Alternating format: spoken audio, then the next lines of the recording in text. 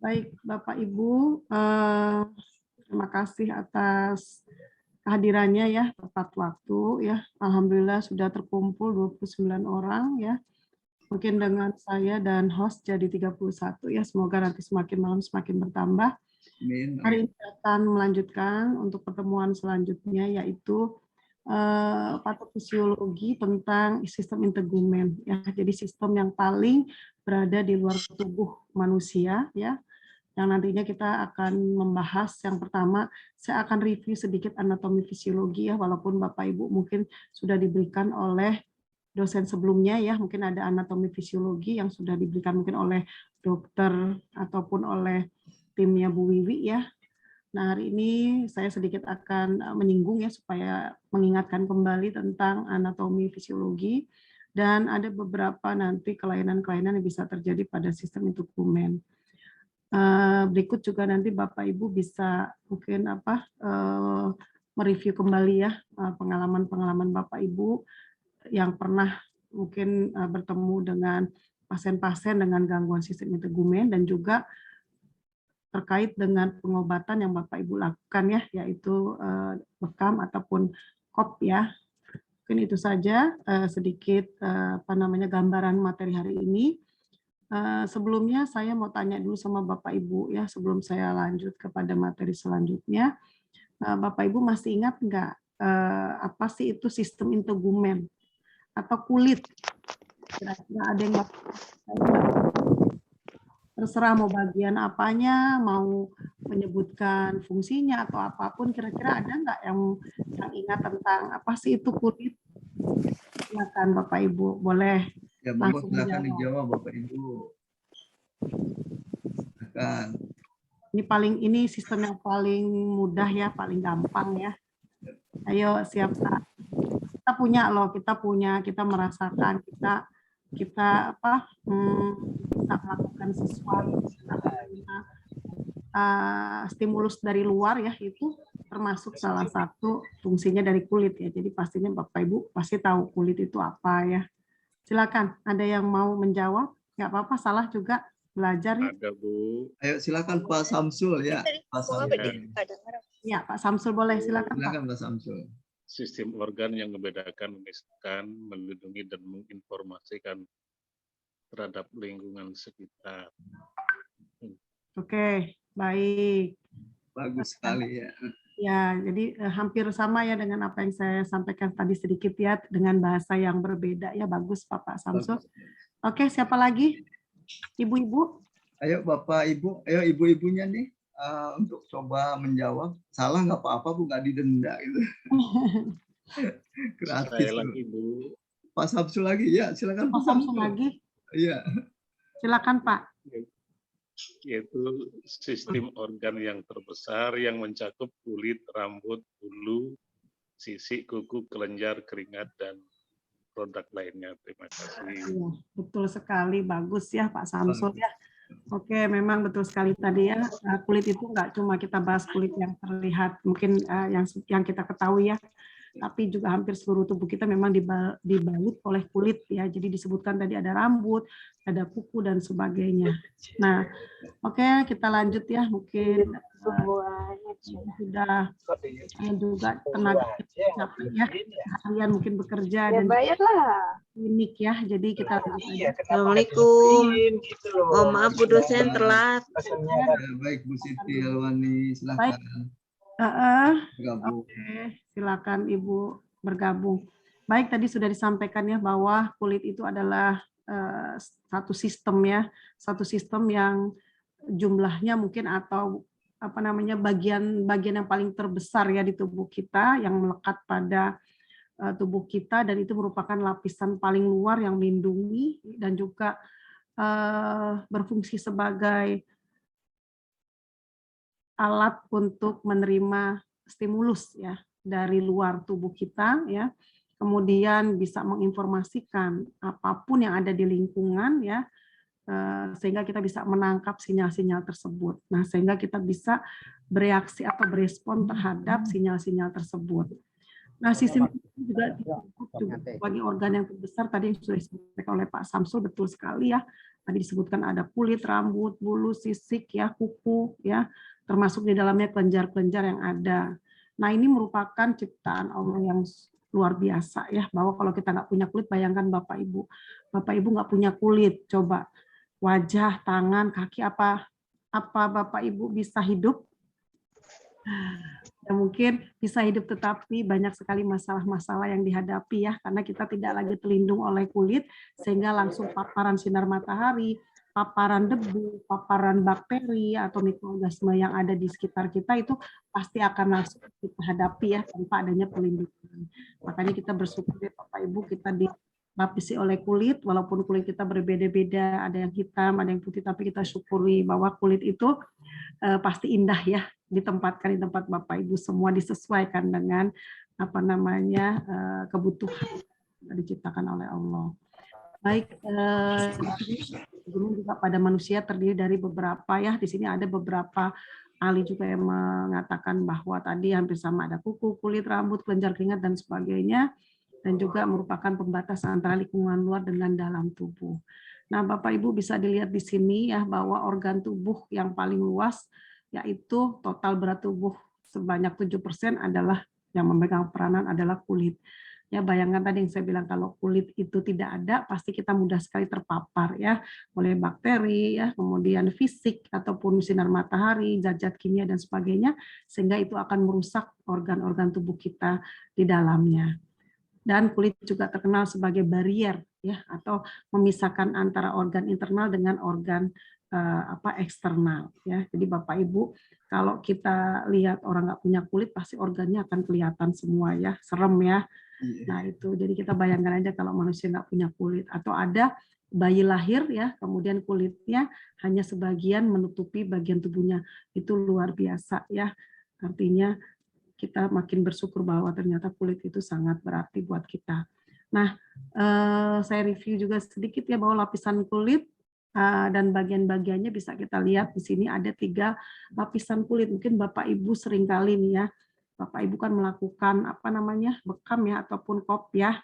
Nah, pasti Bapak Ibu harus tahu nih bagian-bagian kulit ini. Jadi bagian kulit itu ada 3 lapisan. Namanya lapisan epidermis, kedua lapisan dermis atau disebut korium, dan lapisan hipodermis. Ini dari mulai lapisan atas, lapisan tengah, dan lapisan dalam.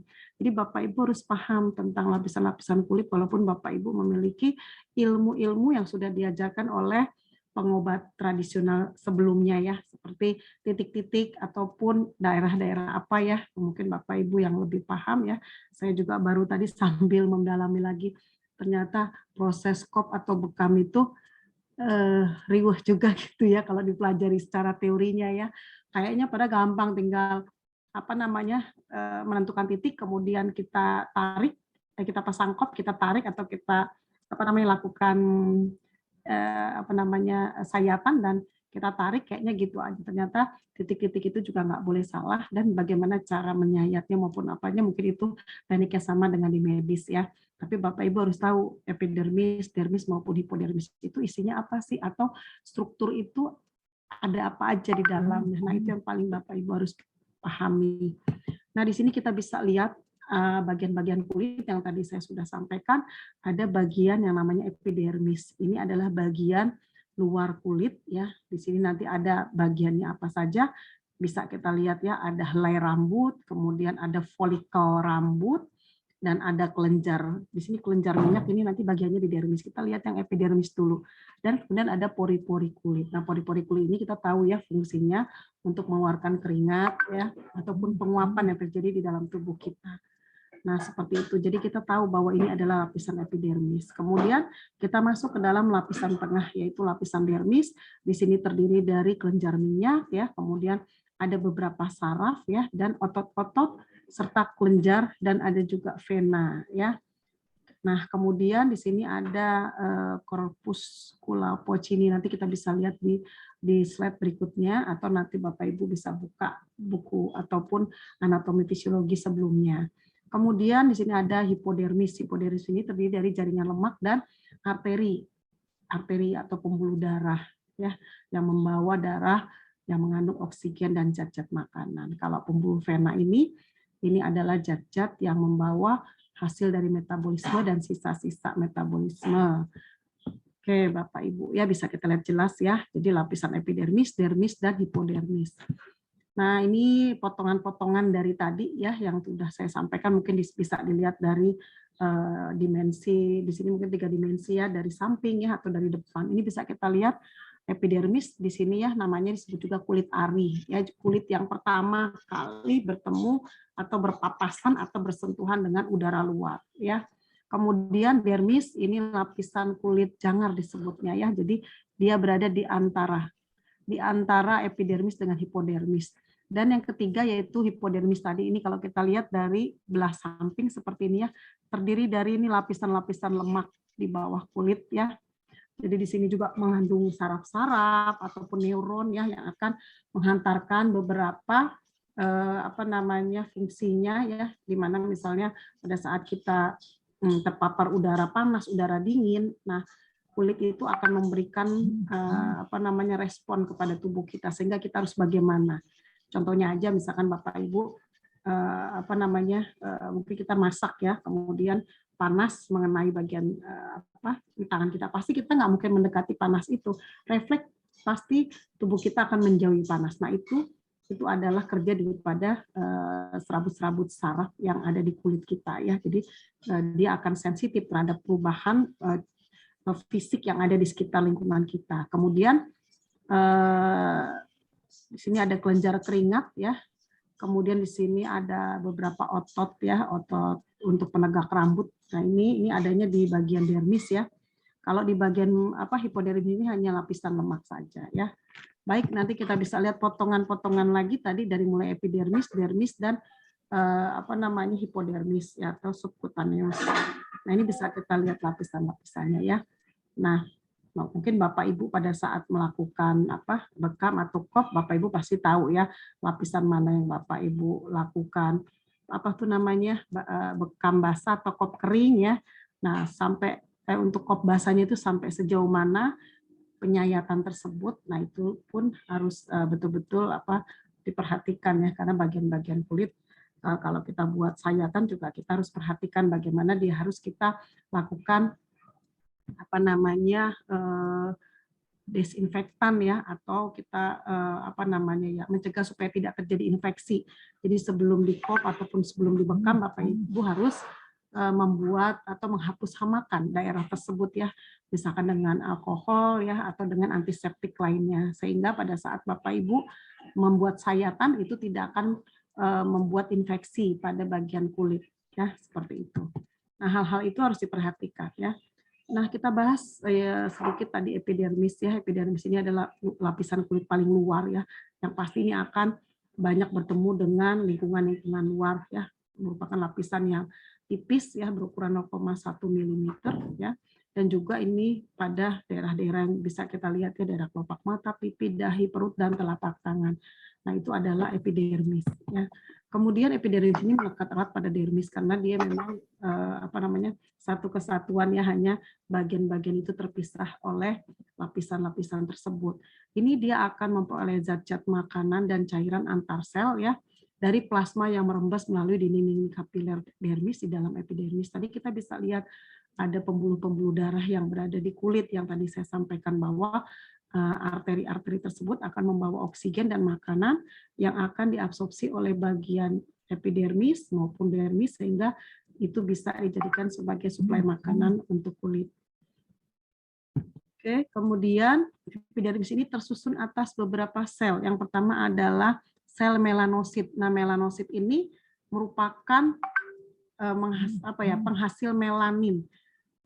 Melanin ini adalah zat pewarna pada kulit. Jadi kalau orang tuh kulitnya mungkin sawo matang ya, atau kulitnya hitam atau putih, nah itu yang bekerja adalah melanosit ya, karena dia akan menghasilkan melanin yang itu akan memberikan warna pada kulit. Kemudian yang kedua ada sel Langerhans. Sel Langerhans ini fungsinya adalah sebagai imunologi atau imunitas terhadap seseorang. Jadi kulit itu merupakan barier tadi ya, pertemuan tubuh kita dengan mikroorganisme. Nah, dia punya kemampuan untuk bila ada mikroorganisme masuk ya, bakteri, jamur ataupun apapun, nah dia juga berperan untuk mematikan mikroorganisme tersebut. Jadi perannya di sini juga sebagai zat imunitas, sebagai sistem imunitas maksudnya ya. Nah, kemudian di sini kita bisa lihat ya, di sini ada komponen-komponen di dalam sistem imunitas ya. Jadi ada yang bekerja sebagai sel-sel limfosit ya, kemudian juga di sini ada terdapat juga di seluruh epidermis ya, bagian-bagian tersebut atau limfosit tersebut ya, dan ini akan membantu ya tubuh kita untuk menyerang apabila ada mikroorganisme yang masuk ke dalam tubuh kita. Yaitu sel Merkel ya, sel Merkel ini berfungsi sebagai mekanoreseptor sensoris. Nah, inilah yang akan menghubungkan atau dia yang akan menyampaikan beberapa stimulus-stimulus yang bisa ditangkap oleh kulit ke dalam sistem saraf kita, dan akhirnya akan dipersepsikan sebagai sesuatu yang harus kita hadapi atau harus kita harus berespon terhadap stimulus tersebut. Kemudian di sini juga di sel Merkel ini juga dia akan ada di dalam bagian tersebut, yaitu keratinosit. Keratinosit ini adalah lapisan kulit dari luar ya, yang terluar itu tersusun atas zat-zat tanduk. Jadi zat tanduk ini akan mengalami pergantian atau dia akan mengalami reepitelisasi itu selama 3-4 minggu sekali. Jadi biasanya sel tanduk itu akan mengelupas atau akan rontok selama 3-4 minggu secara otomatis ya. Makanya kita kadang suka menggunakan hand body ya, ataupun pelembab ya, tujuannya agar keratinosit tadi atau zat-zat tanduk tadi pada saat dia mengelupas tidak membuat kering kulit ataupun tidak membuat luka pada kulit.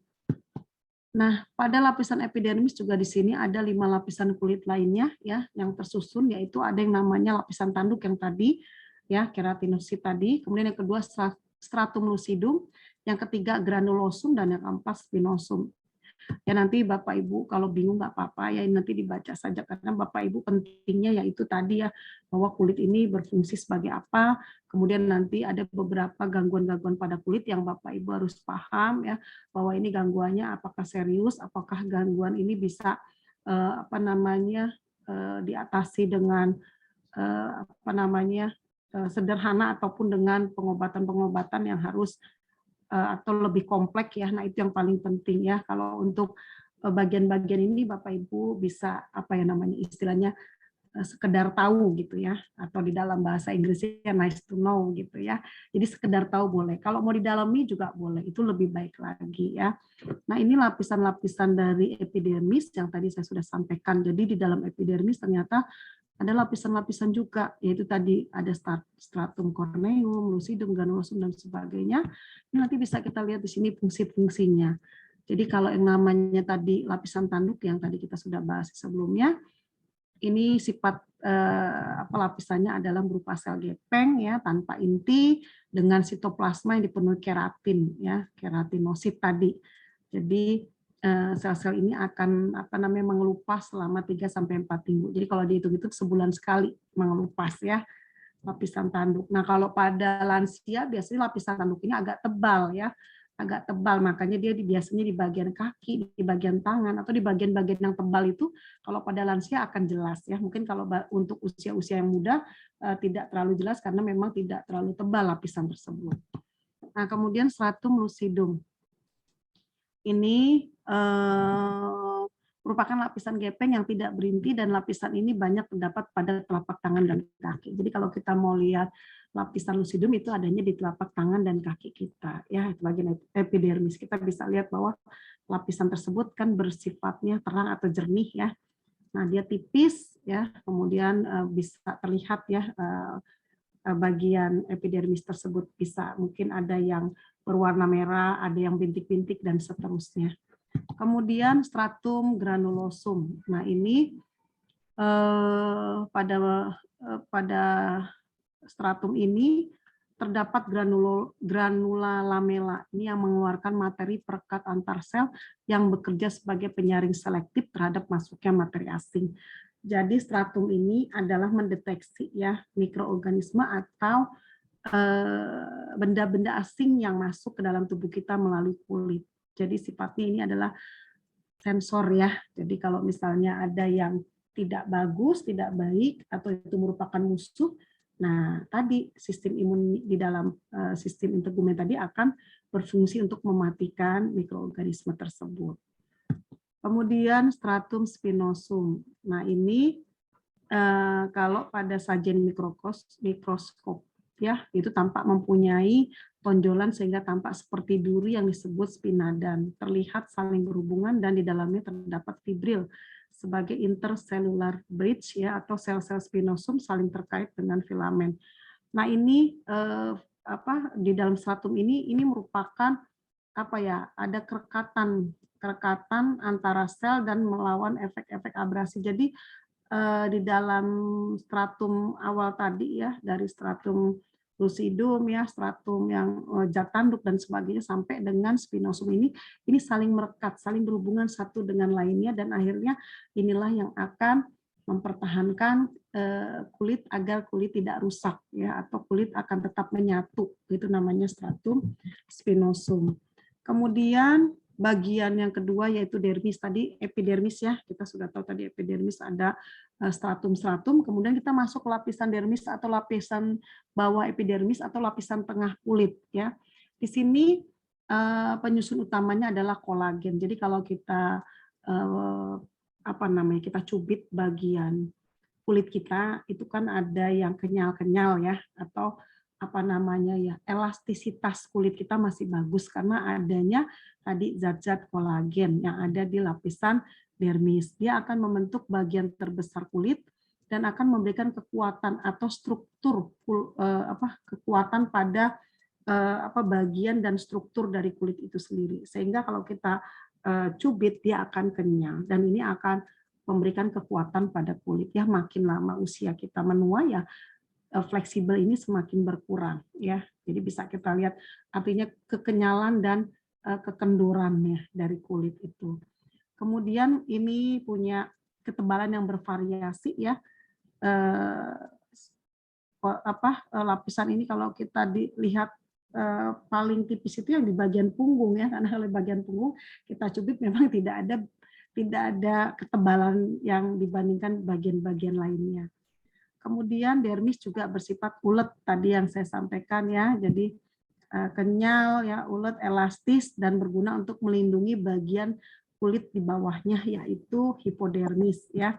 Dermis terdiri dari dua lapisan ya dengan batas yang tidak nyata yaitu stratum papilla dan stratum reticulosa. Jadi lapisan dermis ini intinya adalah lapisan tengah antara epidermis yang melindungi. Nah ini lapisan dermis ini dibagi dua tadi ya, ada papilla dan ada reticulosa. Nanti bisa kita lihat di sini. Nah ini gambarannya ya untuk dermis ya, ini ada papilla ya, dan ini ada bagian bawahnya nih ya, ini ada reticulosa ya.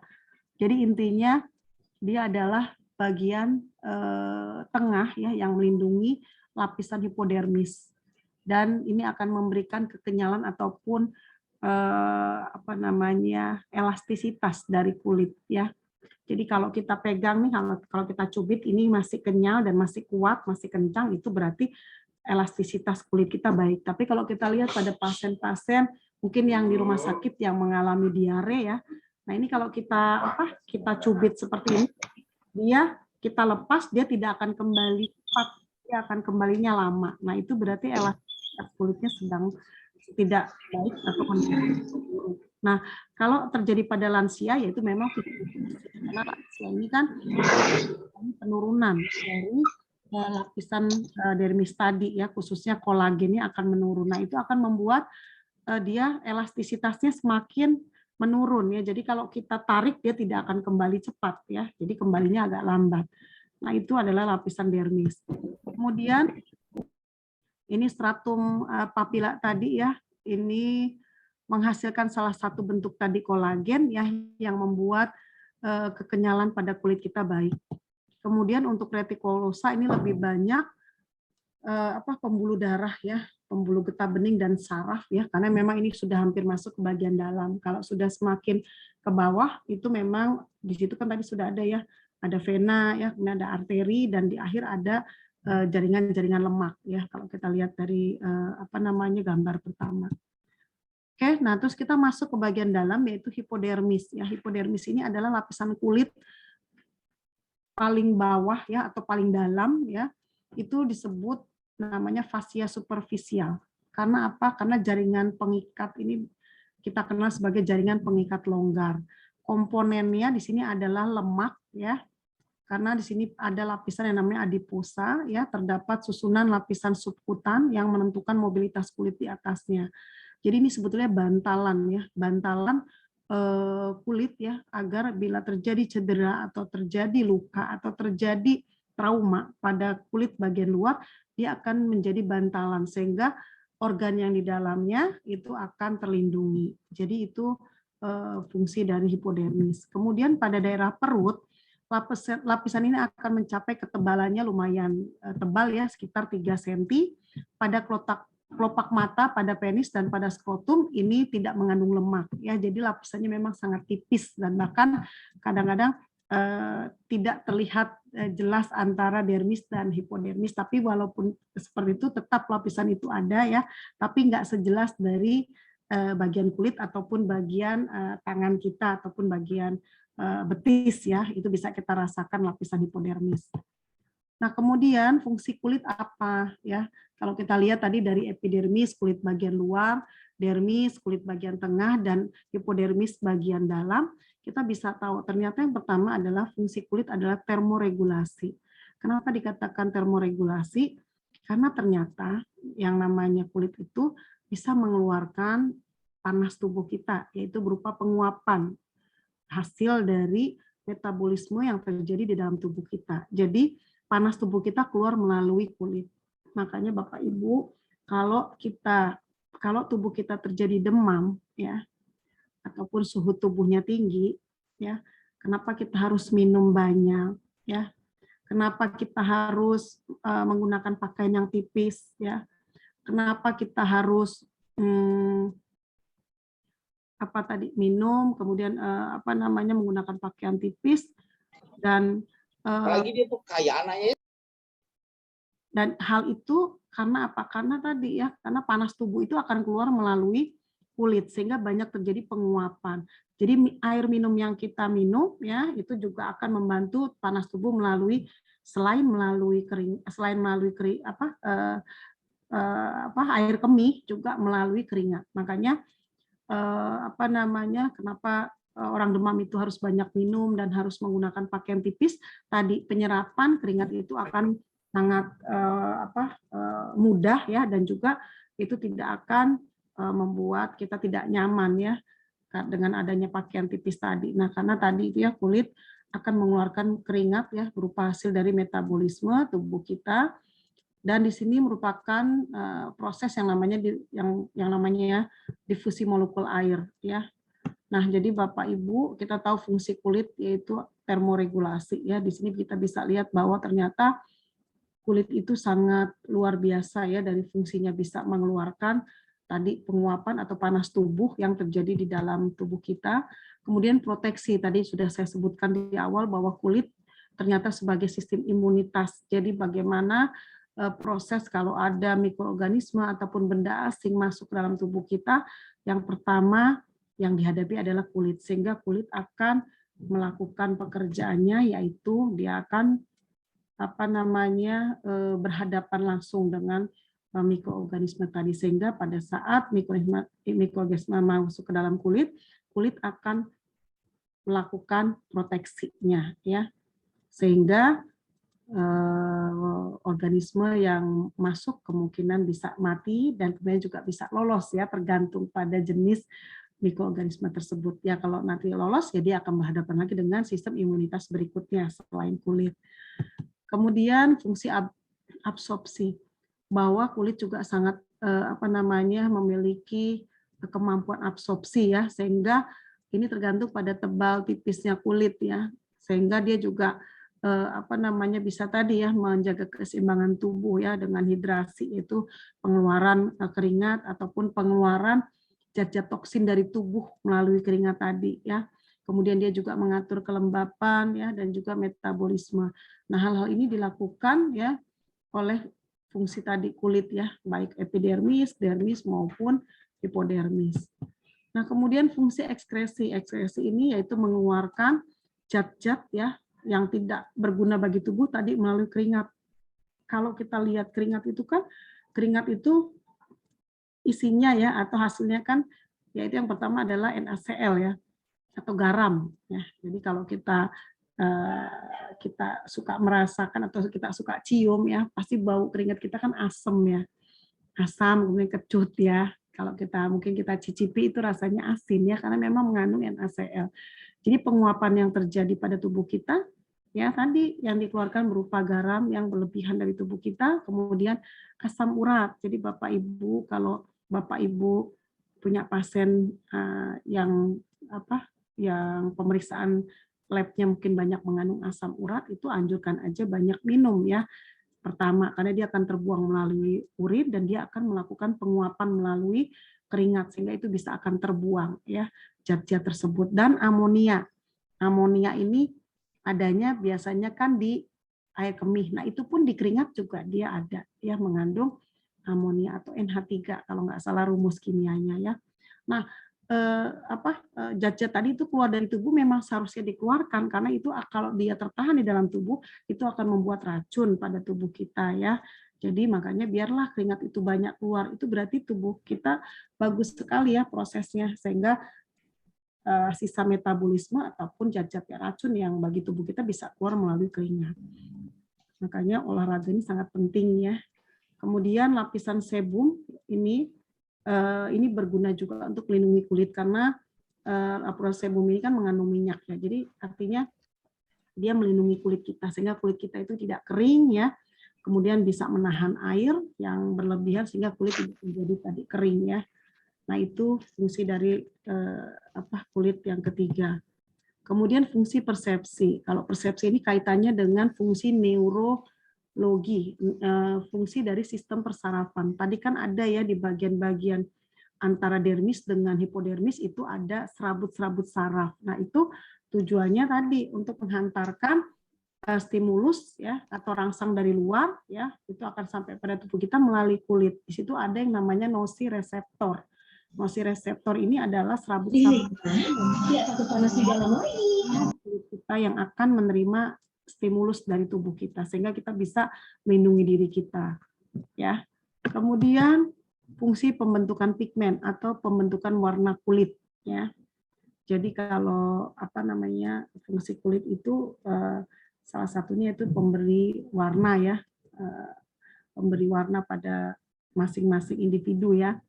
Di sini sinar matahari juga sangat mempengaruhi warna kulit seseorang ya, karena di situ terjadi proses melanosom ya, kemudian akhirnya dia bekerja di epidermis dan akhirnya dia memberikan warna pada seseorang. Mungkin warnanya ada yang terang, ada yang gelap ya, itu tergantung pada pertama ya memang tadi ya zat-zat warna yang ada di tubuh kita dan yang kedua dipengaruhi oleh sinar matahari.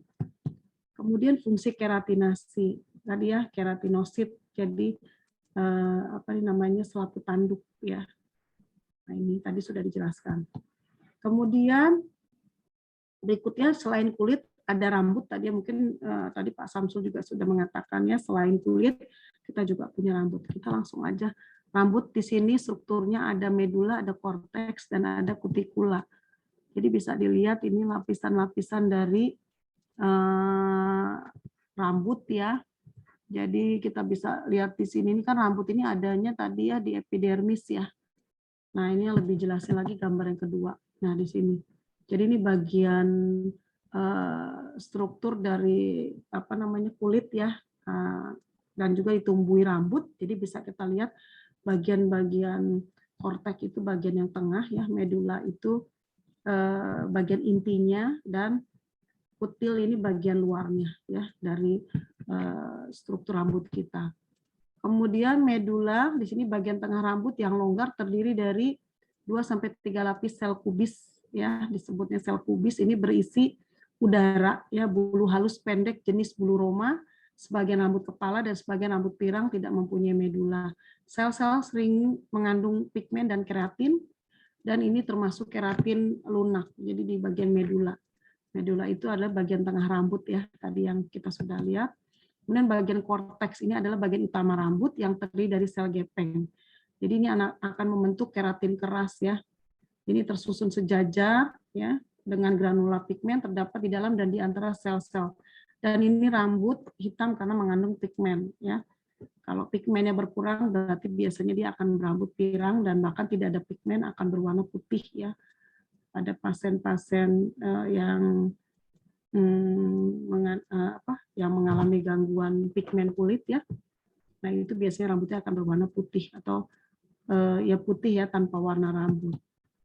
Nah kutikula, kutikula ini permukaan selapis sel tipis ya, di sini jernih, kutikula tidak berhenti kecuali yang terdapat pada akar rambut. Jadi ini pada akar rambut ya. Jadi kalau kita lihat di situ biasanya contohnya nih ya, pada rambut lurus bangsa Mongol, sedangkan orang Indian Amerika itu tampak bundar pada potongan melintang dan rambut berombak pada beberapa bangsa Afrika dan Papua menampangnya itu akan berbentuk lonjong. Jadi kalau kutikula ini ya tadi ya bagian yang berada di akar rambut. Jadi kalau di masing-masing negara itu masing-masing teksturnya berbeda-beda gitu ya. Jadi untuk kutikula bisa dilihat dari akar rambut tersebut ya, karena dia memang berada di bagian bawah ya, atau di bagian epidermis paling bawah. Nah, susunan rambut di sini ada batang rambut, ada akar rambut ya. Jadi kalau batang rambut itu ada selaput rambut, ada kulit rambut, dan ada ini sumsum rambut ya, dan akar rambut.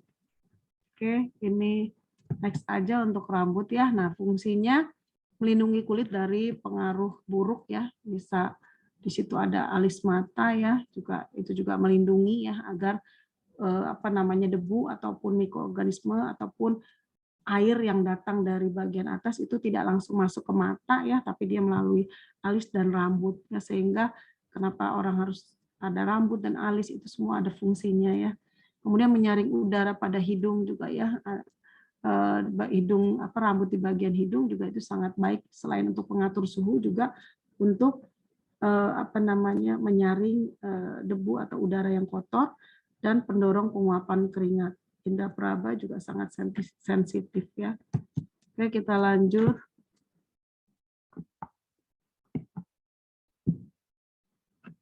Untuk pemeriksaan fisik sistem integumen atau Bapak Ibu nanti pada saat ketemu dengan pasien ya, yang mengalami gangguan sistem integumen, biasanya pengkajian ini yang kita lakukan biasanya pertama adalah riwayat kesehatan.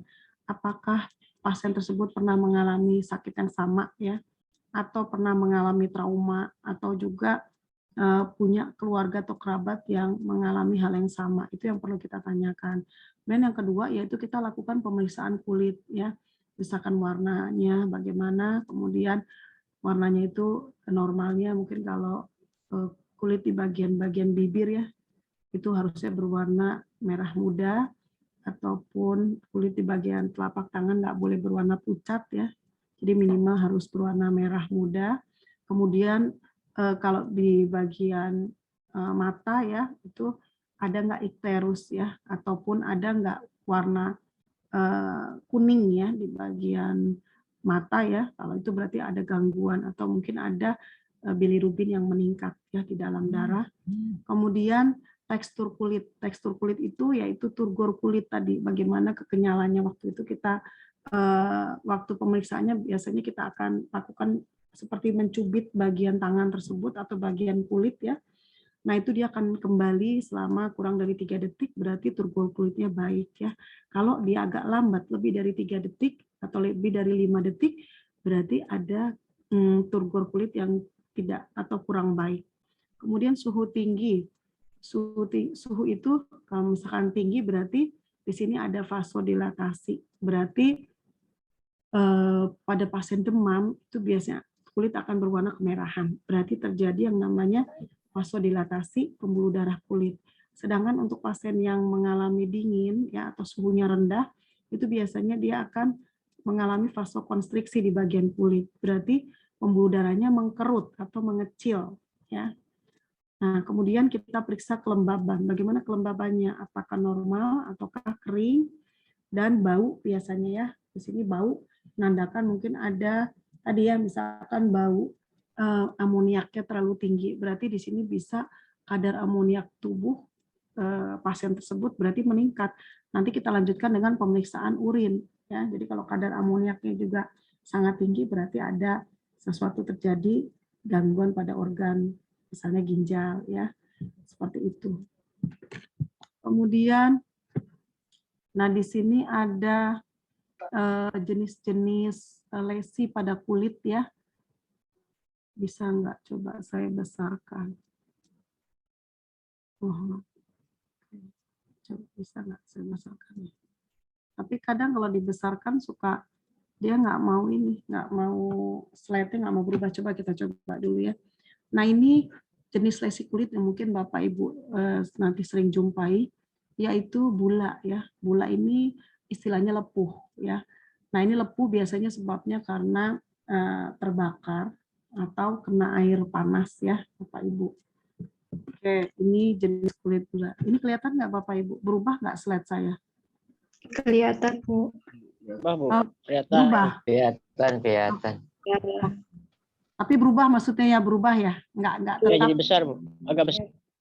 Iya, besar-besar. Ya, biar jelas. Kemudian yang kedua ini komedo. Kalau komedo Bapak Ibu tahu ya, komedo lemak ya yang ada di epidermis dia akan sampai keluar kalau sudah waktunya keluar. Kalau tidak biasanya dia akan menyumbat ya di pori-pori kulit kita disebabkan karena tertutupnya ini namanya diskus pilosebaceus ya atau lubang lemaknya ya tertutup. Nah ini komedo ini biasanya berwarna putih ya kalau dia males membersihkan mukanya biasanya atau wajahnya itu dia akan berwarna kehitaman ya karena bekas-bekas lemak tadi makin menumpuk dan ini bisa terjadi sumbatan dan akhirnya nanti bisa terjadi mungkin jerawat ya ataupun sumbatan dan akhirnya bengkak di beberapa bagian ya dan itu tidak enak sekali ya. Kemudian komedo putih ya ini tadi contohnya ya. Nah kemudian ada juga mungkin Bapak Ibu menemui namanya krista ya. Di sini massa semi padat atau kapsul yang berisi cairan yang berada di dalam kulit ya. Ini contohnya kalau kita di wajah biasanya kayak jerawat ya. Tapi itu nggak hanya terjadi pada wajah, bisa pada bagian-bagian tubuh lain. Pada bagian-bagian tubuh lain ya. Jadi ada cairan biasanya berwarna jernih. Bisa nanti kalau infeksinya berlanjut biasanya ada cairannya berwarna nanah atau berwarna kuning ataupun putih. Kemudian papula. Papula ini infeksi ya dengan lesinya kurang lebih agak menonjol ya kurang lebih 0,5 cm. Ini warnanya sama atau bisa juga berbeda dari kulit. Jadi biasanya suka ada di kaki bawah atau suka ada di bagian-bagian tangan. Jadi papula ini karena lesi ya mungkin tadinya ada luka kemudian infeksi dan dia akan membentuk gundukan ya berisi cairan. Ini juga sama, cairannya awalnya bening. Kalau ini infeksinya berlanjut, dia bisa berwarna putih ataupun kehijauan. Berarti sudah ada tanda-tanda infeksi. Kemudian ini tumor, ya. Biasanya tumor itu tidak berisi cairan, biasanya padat, tumor jinak ya, ataupun tumor ganas ya. Ini di bagian dermis dan subkutan, biasanya sampai situ akarnya ya.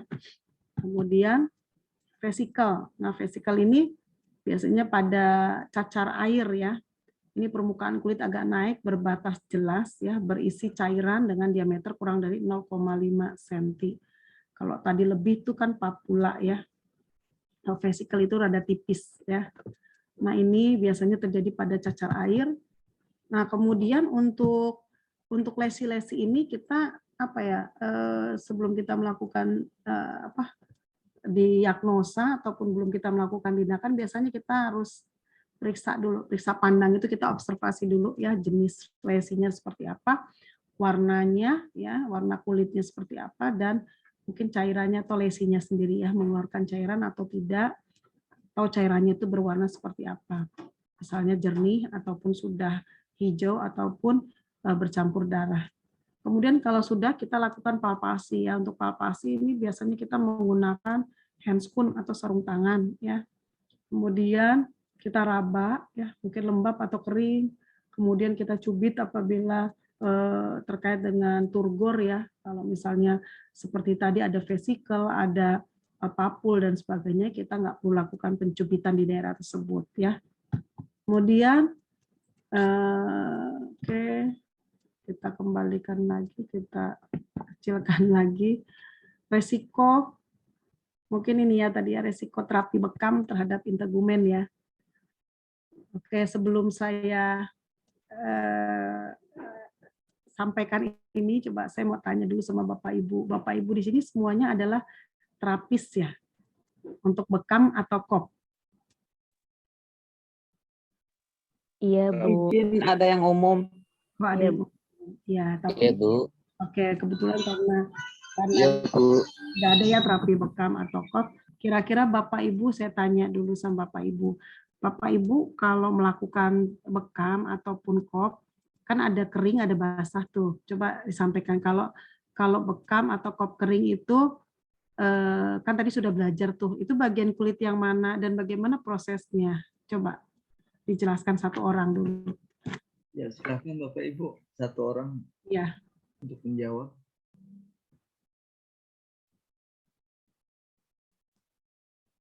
Mahmujono, silakan Pak. Izin Pak, siap. Silakan Pak. Untuk bekam kering, saya biasa melaksanakan untuk sebelumnya saya periksa dulu tensi darahnya. Kalau darahnya normal, langsung saya kerjakan untuk tarikan untuk pompa. Awalnya 1,5. Untuk titik pertama alhail yang saya pakai, terus kemudian bahu kanan, bahu kiri, terus kemudian di samping-samping tulang belakang sampai ke pinggang. Untuk pelaksanaannya saya kira-kira antara paling lama 7 menit Pak. Untuk bekam keringnya itu. Kalau untuk bekam basahnya, setelah dibekam kering, terus kemudian langsung dikasih minyak zaitun, kemudian dijarum. Saya ambil biasanya untuk bekam basah itu sampai keluar semacam air, Pak. Jadi setelah darah itu diambil lagi sampai berapa kali sampai keluar yang warnanya bening. Seperti itu Pak, mungkin penjelasan dari saya pribadi. Mohon izin Pak. Bagus sekali nih Bu, dasarnya pemaparan dari Pak Mujono ini sangat sistematis. Oke, baik. Ya. Jadi ada ini ya, ada yang sifatnya berarti bekam kering ataupun kop kering ya Bapak ya. Berarti itu hanya melakukan penarikan aja ya, atau tarikan atau sedotan aja ya. Oke, kalau yang basah berarti ada sampai melakukan penyayatan dan keluar darah ya, darah segar. Sampai tadi yang Bapak sampaikan mungkin keluar air atau cairan bening ya. Oke, baik. Jadi intinya memang untuk terapi bekam ini baik kering maupun basah itu memang kan pasti merusak jaringan kulit ya. Artinya kulit itu menjadi vasodilatasi atau terjadinya apa namanya ya, karena tarikan tadi sehingga membuat pembuluh darah itu vasodilatasi, makanya dia berwarna merah dan bahkan sampai kehitaman. Itu yang pertama. Oke, nggak apa-apa istilahnya ya, artinya yang penting tekniknya itu dilakukan secara tepat dan baik sesuai dengan prosedur. Kemudian yang kedua, apabila dia melakukan penarikan pun, itu penarikannya juga harus sesuai, kan tidak boleh terlalu berlebihan, yang akhirnya akan menyebabkan pecahnya pembuluh darah, ya, karena itu tadi tidak lagi sesuai dengan SOP ya. Misalnya saya nggak tahu nih apa, misalkan tarikannya harusnya misalkan 1 atau 1,5 atau berapa gitu ya. Nah itu juga nggak boleh terlalu kuat ya. Kemudian waktunya mungkin ya diperhatikan. Kemudian apabila misalnya kalau memang itu terjadi, intinya Bapak Ibu tetap harus melakukan tindakan untuk pencegahan infeksi. Ya, artinya misalnya kalau memang sudah membuat sayatan, jadi sebelum dan setelah itu harus dihapus samakan atau harus disterilkan. Misalkan sebelum disayat harus dilakukan menggunakan bahan-bahan desinfektan ya. Jadi Bapak Ibu melakukan desinfeksi namanya, menghapus samakan misalkan dengan alkohol ya 70%, kemudian atau dengan betadin ya, atau dengan desinfektan lainnya itu sebelum dan setelah juga demikian. Dan tetap diperhatikan nanti setelah pasien dilakukan tindakan tersebut beberapa menit dilihat, dicek bengkaknya normal atau tidak. Kalau bengkaknya normal berarti tidak terjadi sesuatu karena infeksi itu terjadi dalam waktu 24 jam. Jadi pada saat dia pulang, nah Bapak Ibu kan sudah nggak ada tuh. Nah, sampaikan nanti ke pasiennya, Pak, Bu, jika nanti bengkak atau nyeri yang berlebihan atau nanti ada bukan demam ya, suhu tinggi di sekitar tempat penusukan atau tadi penyayatan karena luka sayatan. Nah, Bapak Ibu harus sampaikan mungkin ya, sampaikan ke kami atau bisa nanti misalnya ya Bapak Ibu mengkompres daerah tersebut dengan air biasa ya supaya kondisi tersebut tidak menyebar ya. Dan kalau memang suhu tubuhnya tinggi dari seluruh tubuh bukan daerah yang dibekam saja, ya mungkin Bapak Ibu harus minum obat apa, mungkin herbal atau apapun yang disarankan. Jadi intinya seperti itu ya. Karena memang ini semua kan dilakukan sama, tetapi kadang pasien itu kan berbeda-beda. Dia punya kemampuan atau kekuatan atau mekanisme coping terhadap pertahanan dirinya berbeda-beda. Jadi mungkin ada pasien yang dengan perlakuan sama dia tidak terjadi apa-apa, tapi ada pasien dengan perlakuan sama tapi dia terjadi sesuatu. Nah itu karena apa? Karena tadi daya tahan tubuhnya sedang menurun, kita kan nggak tahu ya, atau mungkin dia ada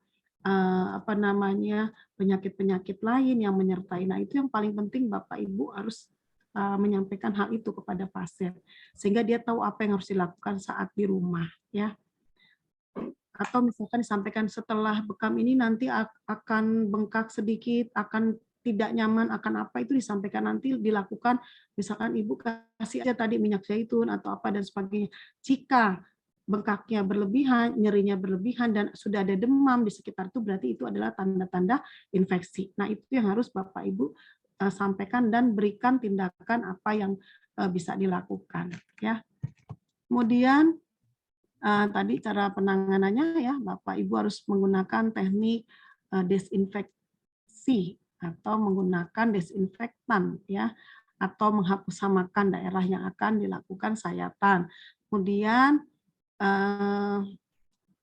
bisa juga cuci luka tersebut dengan air mengalir ya, karena air mengalir itu prinsipnya bersih ya, gunakan air mineral, jangan air keran atau air yang kotor ya, jadi air mineral atau mungkin air yang ada di rumah Bapak Ibu. Kemudian konsumsi makanan yang bergizi ya, mungkin ini terkait dengan gangguan pada kulit dan rujuk jika ada tadi tanda-tanda infeksi atau Bapak Ibu sudah menyiapkan itu sebelum terjadi. Jadi memang seperti itu Pak Bu ya. Mungkin Bapak Ibu yang sudah pengalaman mungkin pasti paham lah ya apa yang harus dilakukan. Dan kenapa saya sampaikan begini, karena memang ada beberapa kasus seperti itu ya, terjadi masalah-masalah atau infeksi pada kulit. Nah ini yang kadang mungkin untuk pembekam awal ataupun mereka yang belum terlatih ya, nah itu mungkin tidak melakukan SOP yang tepat. Nah, ini yang perlu diperhatikan. Mungkin itu Bapak Ibu sekalian, mungkin nanti ada yang mau ditanyakan, saya persilakan, mau didiskusikan silakan ya, mau kasih saran juga silakan. Saya kembalikan kepada host, silakan Pak. Baik, Ibu, terima kasih atas waktunya yang sudah memaparkan panjang lebar nih, sangat luar biasa sekali. Baik, untuk sesi pertanyaan kita buka. Bapak Ibu yang ingin bertanya boleh raise hand atau tuliskan di kolom chat. Baik, di sini sudah ada yang raise hand nih, Pak Samsul Gustaf. Silakan Pak untuk bertanya. Terima kasih. Assalamualaikum warahmatullahi wabarakatuh. Waalaikumsalam warahmatullahi wabarakatuh. Tadi ada yang sangat menarik terkait dengan kuliah D1 itu ada kesehatan dan estetika. Kita ketahui kulit termasuk salah satu bagian yang betul-betul untuk estetika. Tadi di slide 20 itu kalau nggak salah ada di lapisan dermis itu ada sebagian untuk pembentukan kolagen, karena fungsi kolagen itu adalah untuk kekenyalan, kemudian untuk kekencangan kulit, sehingga membuat orang bisa awet muda begitu kan. Ini sangat menarik sekali. Pertanyaannya adalah apakah bisa kulit itu menjadi kenyal, menjadi sehat kembali karena menurut itu kalau nggak salah setiap berumur tambah produksi kolagen dalam tubuh itu berkurang. Sehingga ketika sudah tua, kulit orang tua itu pasti akan keriput. Gitu ya. Apakah perlu ada suplemen? Nah, kemudian cara pemberian, kalau dengan makan kan mungkin bisa dibagi-bagi kemana-mana. Mungkin kalau dengan cara oles langsung pada alamat kulit, itu akan lebih tepat. Mohon penjelasan Ibu. Terima kasih. Ya, terima kasih Pak Samsul untuk pertanyaannya, bagus sekali ya. Mohon dijawab Ibu. Langsung, oke baik ya Pak Samsul, terima kasih, pertanyaannya sangat bagus sekali ya. Tadi mungkin Bapak mendengarkan ya bahwa kolagen itu memang betul sekali dia membentuk kekenyalan pada kulit ya Pak ya. Dan kita nggak boleh menolak bahwa kekenyalan ataupun kolagen ini pasti jumlahnya akan menurun sesuai dengan waktu. Jadi makin tua makin menurun, kan begitu ya Pak ya. Tetapi ditanya apakah bisa diupayakan Bu supaya tidak menurun? Semuanya kan bisa diupayakan ya Pak ya. Ada juga yang usia tua tapi masih kelihatan muda dan seterusnya. Ya, banyak sebetulnya caranya ya. Artinya begini, yang pertama, kulit ya, kulit ini kan bagian yang memang tadi hampir terbesarlah dari tubuh kita ya Pak ya. Pasti itu akan berpengaruh terhadap kita. Apalagi kita yang udah usianya semakin tua ya. Saya juga sama Pak, sudah mau kepala 5 ya. Jadi ya pasti itu akan dirasakan ya. Yang pertama biasanya kita Pak kalau di dalam medis ya Pak ya, memang cara yang pertama adalah tadi olahraga ya Pak ya. Olahraga itu sangat baik yang pertama. Olahraga apapun, mau jalan, mau sepeda, mau lari, mau apa, itu disesuaikan dengan kemampuan kita masing-masing. Mungkin kalau udah usia 50 ke atas, ya jangan senamnya senam aerobik ya. Kita punya senam-senam banyak ya. Yang paling aman itu adalah jalan. Yang berenang. Jalan kaki, iya betul. Paling aman, paling murah, meriah, nggak pakai alat ya. Yang kedua, ya lari-lari kecil ya. Kalau punya modal lagi pakai sepeda. Tapi kalau udah usia lanjut kan repot. Kalau bisa sepedanya sepeda yang nggak usah jalan deh ya. Sepeda yang tetap gitu kalau memang ada. Kalau nggak udah jalan aja. Tujuannya apa? Itu tadi ya. Yang pertama adalah proses-proses yang ada di kulit itu bisa terjadi dengan baik ya, seperti penguapan, dengan keluarnya keringat itu akan membantu mengurangi pertama itu racun-racun dalam tubuh ya Pak ya. Tadi salah satunya ya amonia, kemudian asam urat ya, kemudian NaCl atau garam-garam yang ada tubuh kita yang nggak boleh menumpuk, itu bisa keluar melalui keringat yang pertama. Jadi organ kulit kita itu akan bekerja dengan baik ya, mulai dari hipodermis, dermis maupun epidermis, itu yang pertama. Kedua, minum air putih yang banyak, itu tujuannya tadi juga untuk mengurangi zat-zat racun yang ada di tubuh kita supaya keluar, dan juga itu akan membantu kerja dari hipodermis maupun epidermis. Karena kalau kita makan banyak atau apa dan sebagainya tapi kita nggak bekerja, nggak olahraga atau nggak latihan, nah itu akan mengganggu kerja mereka tuh Pak ya. Dan yang ketiga ini pasti suplai makanan. Tadi kan Bapak udah lihat ya, ada pembuluh darah di kulit, betul nggak? Yang menghantarkan zat-zat makanan, yang menghantarkan oksigen. Nah tadi dari olahraga Bapak dapat oksigen baru, dari makanan Bapak dapat makanan yang bergizi. Nah itu yang akan memperkaya zat-zat kolagen tadi, walaupun kita sudah tua, tapi zat kolagen itu berkurangnya nggak sama dengan orang yang malas gitu loh. Jadi kolagen itu akan berkurangnya, misalnya kalau tadi Bapak lakukan itu berkurangnya jadi nggak banyak gitu. Kalau yang malas ya pasti berkurangnya banyak. Makanya ada orang yang belum umur 60 sudah tua, Pak. Baru 40 aja sudah tua. Ya nggak? Nah, selain itu banyak faktor lain gitu ya. Nah, kemudian yang keempat, ya merawat, Pak. Merawat. Merawat dengan apa? Dengan berbagai cara. Misalnya kalau ibu-ibu ya Pak ya, ini jangan dilarang Pak beli-beli kosmetik, atau jangan dilarang beli-beli apa, mungkin lakukan perawatan tapi dengan murah meriah lah ya. Lakukan perawatan. Tadi salah satunya ya, mungkin di apa nih Pak namanya, di massage ya, ataupun dipijat ya, melancarkan aliran darah, dan itu akan membantu produk kolagen yang baik ya, kemudian berkurangnya juga tidak seperti layaknya orang yang males ya. Jadi sebetulnya massage itu baik loh Pak ya. Kemudian tadi refleksi itu baik karena apa, melancarkan aliran darah sehingga zat-zat makanan atau apapun oksigen akan mengalir ke bagian kulit kita, dan kulit kita akan meremajakan kembali. Jadi seperti itu Pak. Dan ada juga ya tadi ya, mungkin Bapak maksudnya mau nanya, Bu kan ada ya Bu kolagen yang mesti disuntik-suntik gitu kan. Mungkin Bapak mau nanya, malu ya sama istrinya. Jadi ada Pak produk-produk kolagen yang seperti itu, tapi kalau saya pribadi serem gitu Pak. Ya kalaupun kita punya uang juga serem kalau produk kolagen itu yang betul-betul ori ya, tapi kalau kolagennya yang dicampur-campur, nah itu akhirnya nanti kita pengen bagus, akhirnya wajah kita atau kulit kita menjadi rusak ya Pak ya. Jadi kalau saya menyarankan di dalam medis yaitu tadi olahraga, minum air putih yang cukup sesuai dengan berat badan kita, kemudian suplai makanan ya Pak yang sehat ya, seperti sayur-sayuran, buah-buahan yang berwarna hijau yang mengandung vitamin C, mengandung vitamin E, ya, mengandung vitamin D, ya, kemudian tadi melakukan perawatan ya, dan ada lagi satu lagi Pak. Bentar Pak, saya tadi lupa. Oh tadi Pak, makan makanan yang mengandung vitamin E ya Pak. Vitamin E ini kan untuk peremajaan kulit ya. Jadi itu saja. Itu ada 5 yang Bapak Ibu bisa lakukan. Itu Pak Samsul. Ya. Oke, terima kasih Bu. Bapak usia berapa Pak? Ya, saya 60 Bu. Wah, masih muda ya Bu ya. Waduh, tapi dari wajahnya kolagen kayaknya masih muda. Oke. Iya. Ya. Luar biasa, 60 masih semangat. Betul Bu. Oke, seperti itu Bapak Ibu. Ya. Ada yang mau tanya lagi nih Pak Asep ya? Terima kasih. Ini Pak Samsul, pertanyaannya Ibu tadi untuk memelihara kulit itu harus perawatannya Bu. Nah ini Bapak-bapak tolong dibantu ibu-ibunya untuk selalu perawatan ya Pak. Ya perawatan paling murah tuh apa Pak? Kan diberikan pelembab ya. Iya, pelembab, ya pelembab itu hand body supaya nggak kering ya. Kemudian membersihkan kulit kan banyak ya Pak dengan cara lulur ya.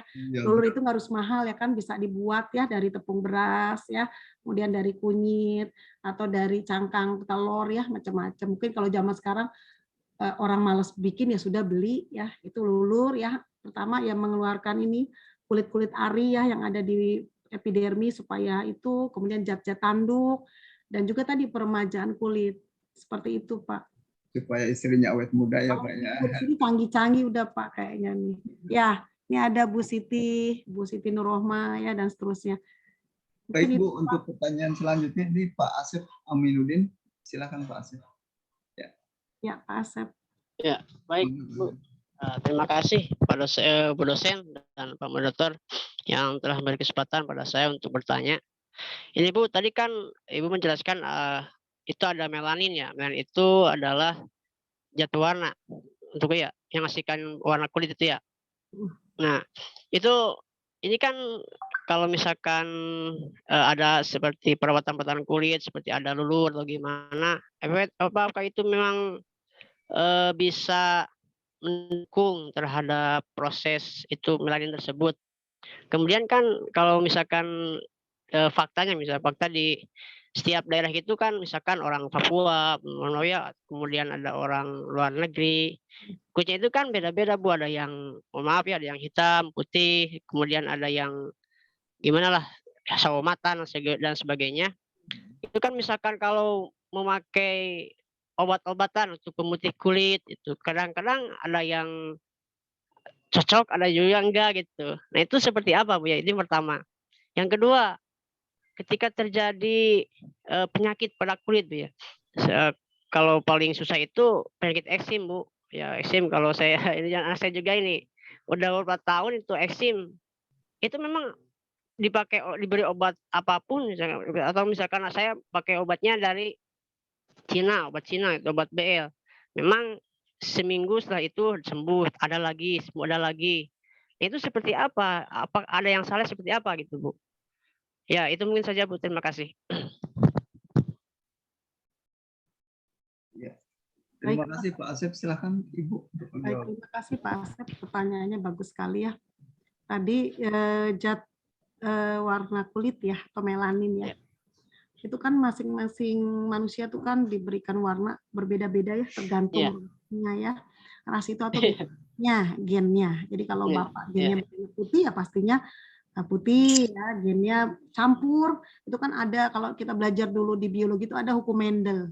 Hukum Mendel itu kan perpaduannya ada 25%, 75, 50, jadi nanti ketemunya ada putih, ada hitam, ada samar, putih sama hitam gitu campurannya macam-macam lah seperti itu. Jadi itu adalah genetik atau ras ya Pak ya, budaya suku ya, kemudian genetik yang dibawa itu kita ya akan memberikan zat warna pada kita. Nah bagaimana kalau misalnya yang merusak ya itu tadi ya, mungkin terpapar sinar matahari yang berlebihan. Nah, itu akan merusak zat warna kulit ya.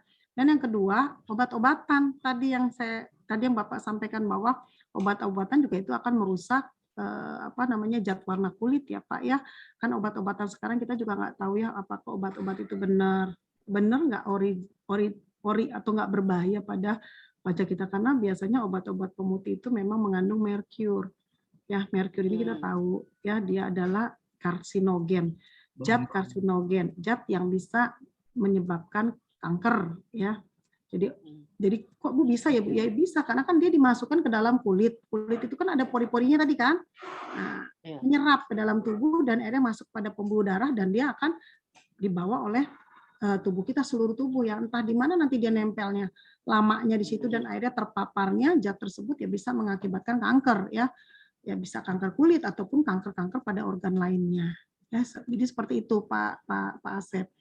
Jadi untuk yang pakai pemutih ya memang lebih baik pemutihnya yang lama efeknya, tapi dia daripada cepat efeknya, nah itu yang berbahaya. Kalau bisa pemutih itu ya pemutih yang normal aja lah, misalnya apa tuh mungkin ini ya, kalau ibu-ibu ini biasanya lulur, kemudian terakhirnya pakai mandi susu ya, mandi susu ya. Jadi susunya emang buat mandi, itu betulan Pak, karena memang ya biasanya para wanita selalu melakukan itu ya.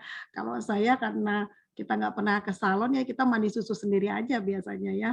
Biasa kita lakukan itu setelah kita lulur ya, tubuh kita lulur, setelah itu kita bersihkan dengan susu dan biasanya pakai jeruk nipis atau lemon, itu kita sambil mandi susunya kita bersihkan pada bagian tubuh, dia akan melotok. Nah seperti itu cara tradisional yang biasa kita lakukan ya Pak. Oke, dicampur dengan ada hand body ya, biasanya pakai bangkuang gitu, atau mungkin kalau zaman sekarang itu bangkuang diparut ya, diambil sarinya, itu lebih baiklah daripada pewarna putih yang enggak original ya, seperti itu Pak Asep. Kemudian tadi Bapak tanyakan yang berikutnya, apa tadi Pak terakhir saya lupa. Oh, eksim. Penyakit kulit eksim ya. Nah, eksim ini Pak, ini kan adalah penyakit yang disebabkan karena riwayat alergi. Nah, jadi kadang-kadang orang itu datang ya, kita nggak tahu kan dia alerginya terhadap apa ya Pak. Biasanya alergi itu terhadap yang pertama nih, biasanya terhadap ikan laut. Jadi selama dia alergi, hindari ikan laut, gunakan ikan tawar, biasanya seperti itu. Dan yang kedua, dia biasa alergi terhadap susu hewan. Nah, jadi jangan berikan susu hewan, berikannya adalah susu soya, susu soya atau susu dari kacang-kacangan, misalkan susu kedelai. Nah, dan biasanya dia nggak tahan terhadap coklat. Nah, itu biasanya coklat, berarti coklat dihindari. Kemudian dia nggak tahan terhadap telur. Telur itu jangan dikasih kuningnya, berikan telur putihnya. Karena putihnya itu bagus mengandung albumin. Bukan nggak dikasih telur, itu juga salah. Kadang-kadang masyarakat nggak boleh kasih telur. Pada telur yang membuat alergi itu adalah kuningnya, bukan putihnya. Putih itu bagus ya, untuk kulit juga bagus. Kemudian banyakkan makan vitamin E. Nah, bahan-bahan ataupun makanan yang mengandung vitamin E. Kemudian yang sering juga menyebabkan alergi yaitu debu ya Pak ya. Debu. Nah, itu kemungkinan Pak Asep yang bisa menyebabkan eksimnya dari situ. Nah, kalau mau lebih canggih lagi, mau lebih baik lagi, dia harus melakukan tes alergi. Kan itu mahal ya biayanya ya. Untuk tesnya sekitar 400 sampai dengan sekian ratus ribu. Nanti ketahuan itu alerginya terhadap berapa jenis zat-zat makanan. Tapi tadi bahan-bahan tadi yang saya sebutkan itu adalah bahan-bahan yang paling banyak menyebabkan alergi. Oke? Ya, jadi Bapak misalkan ketemu dengan pasien tersebut, dia nggak punya duit, ya jangan Bapak suruh tes alergi. Nah, ditanya, dia ada nggak riwayat alergi terhadap makanan yang biasa dia makan. Bapak sebutkan ikan laut, ya oke, dan seterusnya. Nah, untuk sementara dalam pengobatan, tadi yang saya sebutkan tadi itu dihindari dulu. Ikan laut diganti tawar, telur putihnya aja yang dikasih. Kemudian apalagi tadi Pak, susu hewan, Susu ya. yang dari kacang-kacangan ya, dan itu tadi debu, biasanya debu ya, atau mohon maaf nih, biasanya kasur Bapak Ibu sekarang kan kasurnya beda ya, nggak kayak kasur kapuk zaman dulu, nggak pernah dijemur, kemudian tidurnya pakai AC. Nah, AC ketemu kasur lembab, timbullah binatang-binatang, dan akhirnya kita tidur nempel dan kita hirup. Nah, itu yang menyebabkan salah satunya eksim ya. Nah, itu yang paling utama, Bapak harus berikan edukasi seperti itu. Dan bagaimana merawat eksimnya? Itu untuk merawat eksim dia nggak boleh Pak? Itu lukanya itu nggak boleh basah dulu untuk sementara waktu. Jika lukanya itu memang luka basah ya, jadi artinya mengeluarkan cairan, itu jangan lagi masih basah lagi. Jadi sementara dia tidak boleh ketemu nggak boleh dibasah dulu. Tapi luka tersebut dirawat ya, dirawat artinya dibersihkan. Kadang-kadang nih ya, yang sering kali terjadi komplikasi, sudah lukanya dikasih obat, besoknya itu ditempelin obat lagi, akhirnya lukanya tidak sembuh, malah jadi busuk. Harusnya sebelum dikasih obat, luka itu dibersihkan dulu. Bersihkannya pakai apa? Biasanya Bapak pernah nggak merawat luka eksim? Kalau saya dikeringin dulu, Bu. Paling dikompres air hangat ya. Ya, kalau misalkan ya kompres ya. Boleh pakai air hangat, pakai air es juga boleh ya. Boleh ya. Artinya airnya tapi nggak boleh air keran ya, harus air mineral. Harus air bersih, atau NaCl boleh, air garam. Oke. Air garam. Kalau nggak ada air garam, Bu, ini pasiennya nggak bisa beli NaCl, ya sudah, air mineral, bukan air keran ya. Air keran itu atau kadang kotor. Masih ada kumannya ya. Oke, gitu, paham ya. Oke, kemudian setelah itu dia setelah kering, setelah sudah kelihatannya boleh mandi, dia gunakan mandi pakai, ya mungkin saya nggak tahu kalau Bapak Ibu rempah-rempah kali ya. Kalau kita biasanya pakai larutan untuk desinfeksi untuk mandi. Biasanya kita pakai PK kalau dulu ya, sekarang kan PK udah nggak boleh dipakai. PK, ya. Saya biasanya pakai air betadin ya, berapa ada tuh ukurannya, dimasukkan ke air hangat, kita mandikan, setelah itu kita keringkan. Handuknya nggak boleh dicampur dengan handuk keluarga yang lain khusus ya. Nah, setelah itu baru kita bersihkan dan baru diberikan obat. Jadi jangan udah kasih obat besoknya tempelin lagi dan akhirnya lukanya itu jadi infeksi, jadinya busuk ya. Nah, seperti itu. Jadi memang eksim ini orang yang jorok biasanya, maaf ya, orang yang hidupnya nggak bersih ya. Jadi memang kita harus berikan edukasi seperti itu. Kasurnya suruh jemur, kamarnya suruh dibuka supaya udaranya keluar, dan maaf ya, tempat tidurnya harus didesinfeksi, jadi harus dibersihkan pakai itu Biclean ya, pakai Biclean dilap ya, dan seterusnya. Seperti itu Pak, karena itu bisa menular ya. Cairan itu loh, cairan-cairan yang keluar. Seperti itu Pak Asep. Mau tanya Bu? Oke, sebentar ya Bu, Pak Asep kira-kira gimana? Apa sudah jelas? Ya Bu, satu lagi apa Bu? Oh, apa? Pak Asep, Ya. boleh satu lagi nggak apa-apa ya. Iya. Aturannya Ini- kita hanya satu pertanyaan ya, tapi nggak apa-apa. Nah, itu. Ini kan tadi Ibu nyinggung tentang alergi ya. Misalkan orang-orang itu kan ada yang alergi terhadap ikan asin, telur, dan sebagainya. Itu yang sebenarnya itu penyebab alergi itu seperti apa Bu ya? Penyebab alergi itu, timbulnya ada alergi itu seperti apa? Ya, sebetulnya itu nanti dibahas di sistem imunitas ya. Jadi imunitas itu kekebalan seseorang, pertahanan seseorang terhadap respon tubuh. Jadi itu tergantung pada individu Pak. Jadi ada individu yang kuat, ada yang tidak, atau imunnya mungkin terhadap hal tersebut itu kurang ya. Jadi nanti itu akan dibahas di sesi selanjutnya. Tapi intinya semua orang ya berbeda-beda ya. Kalau yang punya riwayat alergi memang dia harus lebih hati-hati karena ada beberapa zat yang memang dia nggak boleh, bahkan alergi itu bisa sampai pada kematian. Makanya kita harus hati-hati ya, apalagi menyuntikkan obat-obat tertentu pada orang atau pada pasien itu juga harus hati-hati. Karena apa? Karena kalau dia sudah punya riwayat alergi, nah kita harus lakukan dulu yang namanya uji alergi. Jadi kita harus lakukan yang namanya skin test kalau di dalam kesehatan itu ya. Nah, apalagi Bapak Ibu misalkan dia alergi kunyit, Bapak Ibu kasih ramuan kunyit, waduh luar biasa, itu bahaya sekali ya. Jadi itu tadi mulai dari yang reaksi yang ringan ya seperti mual, pusing, dan bisa sampai pada kematian. Nah itu resiko seseorang yang alergi, makanya kita harus hati-hati dalam memberikan obat-obatan khusus yang di topikal maupun yang di invasif ya, atau minum ataupun disuntik ya, seperti itu Pak Asep. Oke. Terima kasih Bu. Terima kasih Pak Asep.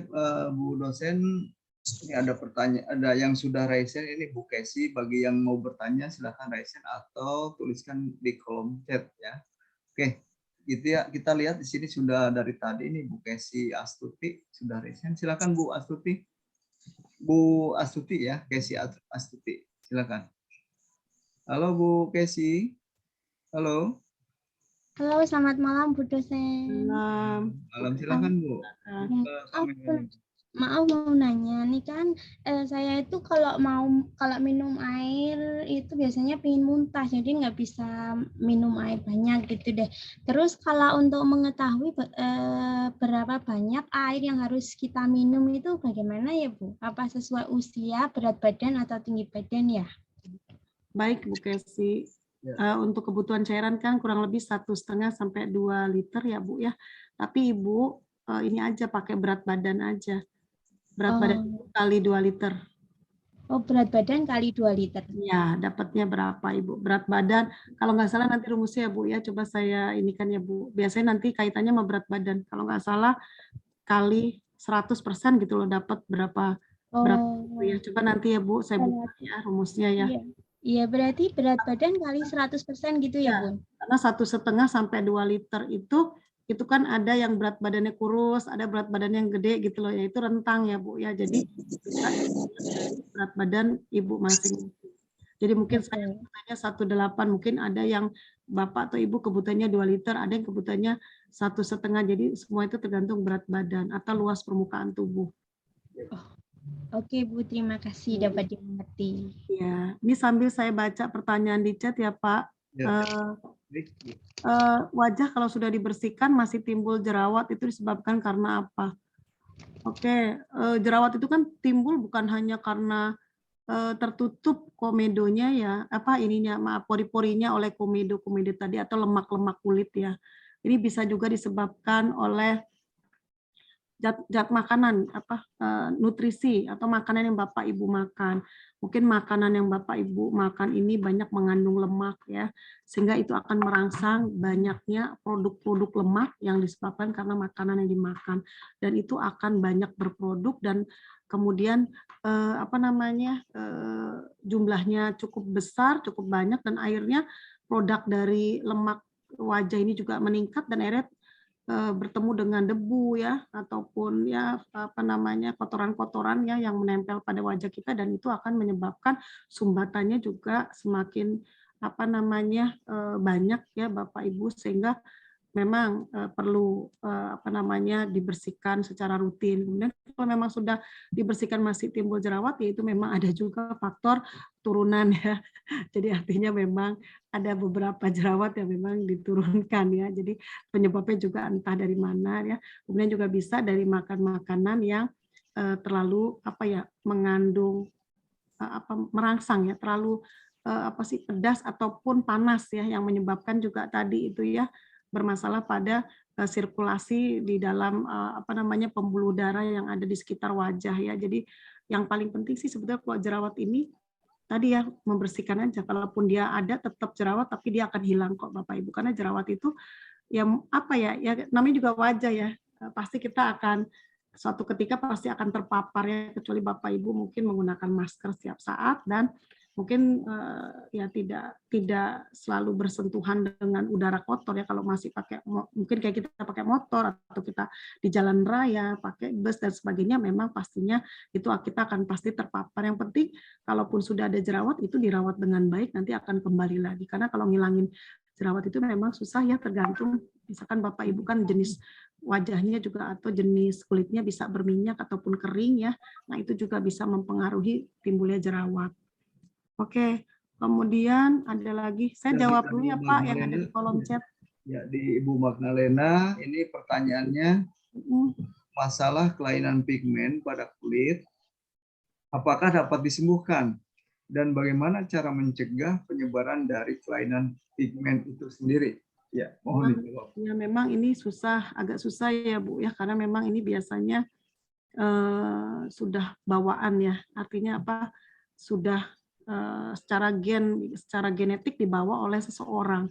Biasanya kelainan pigmen ini biasanya awalnya mungkin sedikit ya, sedikit kemudian melebar. Sebetulnya bisa ada untuk apa ya pencegahannya ya, tetapi memang ini tergantung ya, kalau memang dia bisa tidak terpapar dengan sinar matahari ya, kemudian apa namanya ya tadi ya pengobatannya rutin dan apa namanya dia selalu taat ya, ini bisa tidak menyebar, tetapi ini tetap akan berjalan dengan bertambahnya usia gitu loh Bu ya, untuk orang-orang yang menderita ini, karena kalau dia semakin usianya semakin tua juga untuk kita apa ya mencegah terjadinya perluasan itu juga terlambat gitu ya, karena faktor usia yang nggak bisa kita apa namanya bekerja untuk organnya tersebut juga nggak seperti pada masa produktif gitu ya.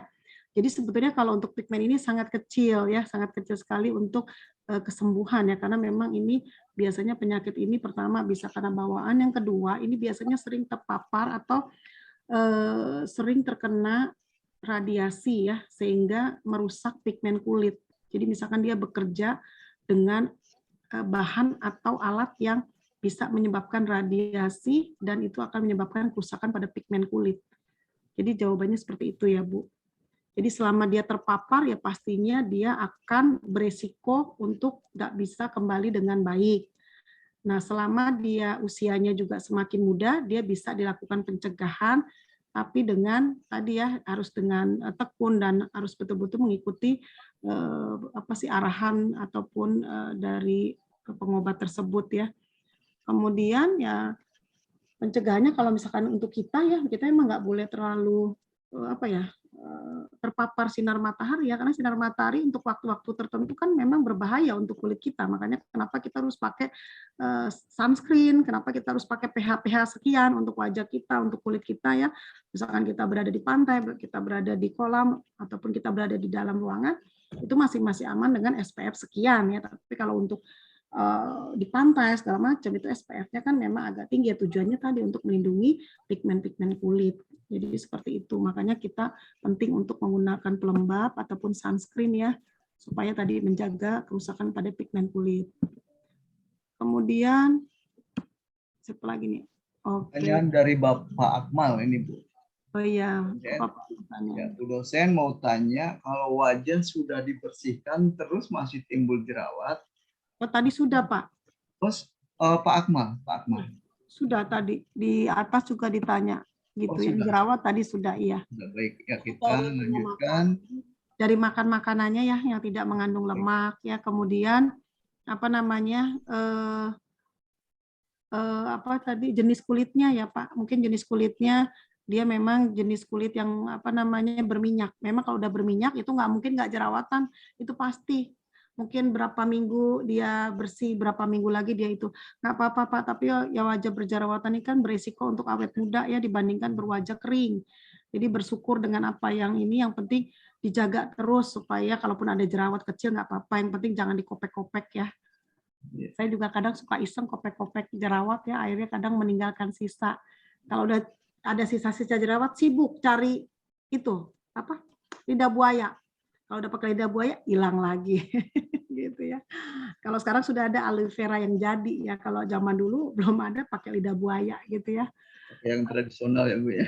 Iya pakai tradisional. Makanya suka nanem tuh. Mau tanya Bu, apakah sel kanker sudah ada di dalam tubuh gitu ya? Betul, sudah ada. Ya. Apalagi orang-orang yang memang diturunkan. Ya. Memang, jadi ada. Tapi kalau yang memang tidak diturunkan, tidak ada. Tapi bukan berarti, oh saya kan nggak ada turunan kanker gitu ya. Genetik ya Bu ya. Bisa terpaparnya dari mana, yo Pak? Ayo. Bisa terpapar dari mana Bapak Ibu?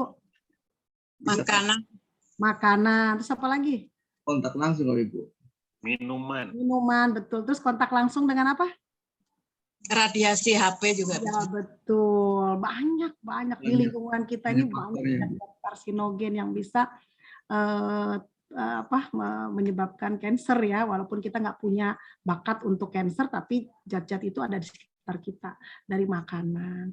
Makanan itu zat pengawet, zat pewarna, kemudian zat pemutih, kemudian makanan-makanan yang junk food ya fast food ya, yang fast food itu semua mengandung yang bakar-bakaran, kemudian yang yang diawet-awetkan tadi termasuk, kemudian terpapar dari radiasi tertentu ya, misalnya kita di kendaraan nggak pakai masker, itu asap knalpot itu memangnya itu kan mengandung timbal, itu sama, itu kita sebagai pekerja itu beresiko terhadap kanker. Kalau kita mau Ibu, Bapak mau memeriksa, coba periksa sel darah kita. Periksa darah, kita lihat kadar timbal kita. Kalau kadar timbal kita tinggi, ya kita berisiko terhadap kanker. Jadi banyak faktor yang mempengaruhi kita bisa jadi kanker. Ya. Jadi kalaupun sudah ada bakat atau belum ada bakat juga sama aja resikonya Bu. Ya. Jadi nggak usah takut. Yang penting tadi caranya apa? Ya kita makan makanan yang sehat, jangan makanan yang sudah sudah dipakai pengawet semua ya. Olahraga ya Bu ya. Ya, banyak makan sayur buah yang berwarna hijau dan merah dan orange ya. Tomat, sawi, bayam ya. Kemudian apalagi itu cabai ya. Nah, itu pokoknya yang berwarna merah dan berwarna hijau. Kemudian yang penting Bapak Ibu minum banyak supaya setiap hari harus mengeluarkan pupnya, harus mengeluarkan bahan-bahan yang harus dibuang melalui buang air besar rutin tiap pagi. Jangan 2-3 hari, itu nggak sehat ya, karena zat-zat makanan yang berada lama di dalam usus besar itu akan menyebabkan bakteri senang tumbuh dan akhirnya itu salah satu timbulnya kanker. Jadi Bapak Ibu kalau punya resiko buang air besarnya mungkin 3 hari, seminggu, nah itu dari sekarang minum pagi sebelum Bapak Ibu bangun dari tempat tidur ataupun turun dari tempat tidur, minum dulu, nanti dia akan melicinkan itu ya namanya usus besar ya, mendorong makanan dan akhirnya kita ingin buang air. Nah itu lebih bagus. Jadi bagus air hangat ya Bu dosen ya. Betul. Oke, yang penting makan makanan dan makanannya yang berserat, itu yang paling penting. Kemudian benarkah mencuci luka dengan Baiklin? Mencuci luka nggak dengan Baiklin, Bu. Baiklin itu desinfektan untuk alat, nggak boleh untuk luka ya. Luka itu diperbolehkan adalah air mineral atau air bersih. Kemudian kedua adalah obat pencuci luka, ya biasanya kita gunakan betadine ataupun NaCl. Dan obat-obat yang diperbolehkan, iya kalau Baiklin ini untuk alat, ya jadi untuk alat bisa untuk alat tenun, ya bisa tempat tidur, alat tenun ataupun bengkok ataupun pinset dan sebagainya, ya. Oke. Baiklin ya saat ini memang dia bagus untuk pasien-pasien dengan HIV/AIDS aja, untuk cuci pakaiannya, untuk alat tenunnya, dan untuk perlengkapan medisnya dia pakai Baiklin karena memang itu sudah ampuh ya Bu ya menggunakan itu. Oke, sudah. Siapa lagi mau tanya? Silakan Bapak Ibu, waktu masih 15 menit lagi yang ingin bertanya, tanyakan mumpung di sini kita punya kesempatan waktu yang lama. Silakan Bapak Ibu. Ini Pak Samsul pakai daun bidara ya Pak? Iya itu Pak Samsul. Silakan Pak Samsul. Itu apa Pak? Ya, daun bidara itu daun bidara untuk mengusir-ngusir ya Pak? Salah satunya mengusir jin yang halus saja dapat dihilangkan, apalagi yang nyata. Oh, iya, berarti benar ya. Ya. Soalnya kita punya pohonnya gitu. Ya, Dulu itu hadisnya sama mahasiswa dari ini juga dari terapis. Bu ini buat di rumah sampai sekarang saya tanam. Cuma saya taunya untuk mengusir itu. Bukan. Itu untuk kulit juga bagus. Oh, untuk kulit juga ya Pak. Daunnya ya? Daunnya ya? Kita capek mau mandi malam terus lebih jam 12 bisa digunakan bidara untuk campuran air mandi. Oh gitu, iya. Badan jadi lega dan enak. Iya, oke. Kalau saya sih yang sudah sering tuh saya pakai ini Pak. Jadi saya kalau ada bekas luka, kalau ada itu saya pakainya itu tadi aloe vera. Jadi lidah buaya. Bisa. Saya kalau kena panas tuh, misalkan kena habis goreng ayam gitu suka kepletikan gitu nggak ditutup lupa, saya pakai itu aja. Besok tuh nggak ada. Pertama kira 10 menit pertama dia akan perih sekali ya. Tapi setelah itu hilang dan nggak ada bekas. Itu sudah jadi budaya gitu. Kalau untuk tadi yang Bapak kesegaran saya belum coba tuh. Oh pakai daun bidara ya Pak. Boleh dicampur dengan garam. Melancarkan peredaran darah juga Bu. Iya, bagus. Betul ya, coba saya coba. Tapi daunnya masih sedikit, nanti kalau saya ambil habis ya. Celupnya juga nggak apa-apa, bisa kok. Ada teh celupnya Bu. Oh teh celupnya. Iya. Kita juga konsumsi setiap hari itu. Oh gitu ya benar. Iya. Kapan-kapan. Dan jangan lupa Ibu susu kefir. Iya itu bagus. Iya. Ini gatal-gatal sudah berobat kering tapi masih gatal. Gatal apa nih? Gatal apa gatalnya? Di bagian mana? Ini siapa nih? Enda? Ini dari Enda Ara. Ini pertanyaannya Bu dosen, saya ada gatal-gatal sudah berobat kering tapi masih gatal. Nah ini gatalnya ini masih apa gitu? Apa dulu gitu ya? Iya. Mohon dijelaskan. Ada panu, ada kadas, ada kurap. Banyak macamnya gatal-gatal. Macam-macam. Asal jangan kegatelan ya. Kalau gatal-gatal itu, ini ya misalnya kalau untuk sejenis tadi lah ya, sejenis itu biasanya ini sih Bu, kalau kami sih biasanya ya. Kalau kami biasanya pakai minyak zaitun sih kalau saya gitu ya. Minyak zaitun ya. Tapi kalau di medis ada obatnya ya, tergantung. Itu biasanya kita kasih obat yang obatnya itu yang obat-obat sejenis alergi. Misalkan dexamethasone gitu ya.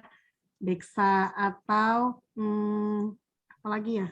Merek dagang sekarang banyak Pak. Pokoknya intinya ada deksanya itu termasuk obat-obat alergi. Nah biasanya itu gatal disebabkan karena tadi ya alergi. Ya kecuali obat jamur, udah ketahuannya jamur, ya seperti panu, ya kadas kurap, itu pastinya ada obat-obatnya ya khusus ya. Kalau sekarang tuh Fungibem lah, Kalpanak lah gitu ya. Tapi kalau saya biasanya, kalau gatal-gatal gitu biasanya pakai lengkuas tuh ya, lengkuas di peres gitu terus dioles. Atau kalau misalkan gatalnya dalam tubuh saya suka pakai temu temu kunci. Temu kunci biasanya digeprek terus diperes, saya minum, itu biasanya gatalnya hilang. Temu kunci. Nah, tapi kalau obat-obat medis banyak. Kalau obat-obat medis mah saya mah pinter kalau obat-obat medis ya. Cuma kalau obat-obat tradisional saya ilmunya kurang. Tapi itu yang tadi saya bilang temu kunci, lengkuas atau apapun yang saya lakukan itu karena ibu saya orang tua yang suka membiasakan itu ya seperti kunyit ya. Itu sampai sekarang kunyit juga sangat bagus untuk lambung ya. Saya pengobatan itu sampai sekarang alhamdulillah lambungnya nggak terlalu bermasalah ya. Jadi memang obat-obat tradisional itu bagus ya, tanpa efek samping. Tapi kalau sudah serius, mau tidak mau saya pakai obat medis. Terus di sini HIV sumbernya apakah dari LGBT, salah satu penyebabnya, Bu? Ya intinya kalau HIV itu kan bertemunya cairan ya, jadi antara pasangan satu dengan yang satunya. Jadi kita pahamlah cairan itu ada di mana saja ya, ada di mata, ada di hidung, darah, kemudian hubungan intim. Nah, pokoknya terkait dengan cairan, dia pasti akan menularkan itu ya. Oke, itu satu. Kemudian kalau misalnya darah, mungkin kita merasa kita sama dia nggak pernah ketusuk, nggak pernah apa, tapi mungkin kita pernah kecipratan darah pasien dengan HIV. Nah, kemungkinan melalui matanya, melalui luka, mungkin kita punya luka, nah itu bisa terjadi penularan. Makanya untuk penanganan pada pasien HIV di rumah sakit itu setiap pasien dianggap mereka memiliki masalah HIV gitu. Jadi mereka harus pakai pakaian yang atau APD-nya harus lengkap ya. Misalkan mereka harus bertemu dengan tindakan yang ada cairannya, mereka biasanya pakai kacamata ya. Kalau orang medis itu udah biasa pakai kacamata medis atau pakai apa tuh namanya? Kemarin kita pakai apa waktu zaman pandemi, Pak? Face shield ya. Nah, itu mereka udah biasa ya untuk menolong persalinan, untuk menolong operasi atau apa, mereka biasanya pakai kacamata dan itu menghindari tadi kontak dengan apa namanya lapisan-lapisan mata yang bisa menularkan penyakit-penyakit termasuk HIV. Kemudian penyebab muka flek bagaimana cara menghilangkannya? Wah, itu mah terjadi juga pada saya, Bapak Ibu. Karena ibu-ibu deh nih biasanya flek, kalau bapak-bapak jarang ya. Karena memang kalau saya perhatikan terpapar dari sinar matahari karena kita kerja ya, saya dari Bekasi ke Priuk 28 tahun dan pada usia menjelang 50 memang terjadi flek. Itu awalnya memang karena sinar terpapar ya, karena juga kita biasanya suka pakai sunscreen itu suka lupa ya. Tapi dengan pengobatan ya, dengan perawatannya itu dibersihkan rutin, kemudian mau nggak mau pakai krim ya Bu ya. Ya krim itu memang kita cari krim yang aman ya. Kalau memang nggak mau pakai krim, biasanya kita perawatan aja sih sebetulnya Bu. Misalnya pakai apa, membersihkannya mungkin dengan susu ya, dengan susu. Saya juga kemarin sempat melakukan itu. Ya lumayan lah, sudah mulai mengurangi dan kita hindari terpapar sinar matahari. Jadi saya juga bingung ya, kita pakai masker aja Bu daerah tersebut supaya nggak terlalu sering kena matahari dan memang harus dirawat, harus rutin dibersihkan setiap hari dan menggunakan tadi ya mungkin susu, kemudian madu dan juga apa tuh jadi macam-macam itu ya. Tapi kalau untuk krim sih banyak ya. Kalau krim medis banyak bisa kecantikan. Tapi kalau mau pakai yang natural ya seperti itu saran. Ya, kemudian tadi ya terpapar dan juga mungkin ini Bu, biasanya kita pakai bedak berganti-ganti. Itu bisa penyebabnya juga. Pakai ganti-ganti ya, itu bisa. Kemudian ada lagi? Saya perminta oh ini gatalnya di kaki ya. glowing saya di kaki.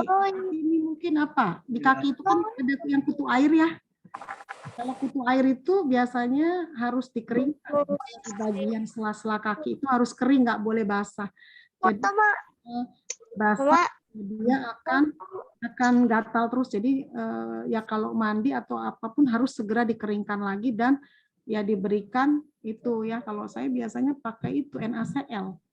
NaCl, dikompres NaCl, air garam. Kalau enggak bikin aja sendiri. Boleh ya. Tai lalat nggak termasuk tumor Bapak Ibu, tapi ada juga yang tai lalat bisa menjadi tumor bisa ya. Oke, sementara ini sudah tidak ada pertanyaan. Saya Ini kembalikan masih kepada host. ada? Silakan Pak. Oh ya, untuk flex sudah. Oke, baik. Sepertinya tidak ada lagi pertanyaan, Bu, karena tadi sudah dibacakan semua sama Ibu. Ya. Barangkali ada yang mau bertanya lagi nih. Monggo. Nah, silakan. Selain di kolom chat, boleh raise hand. Memang kalau kulit menarik sih ya, karena memang kulit masalahnya banyak.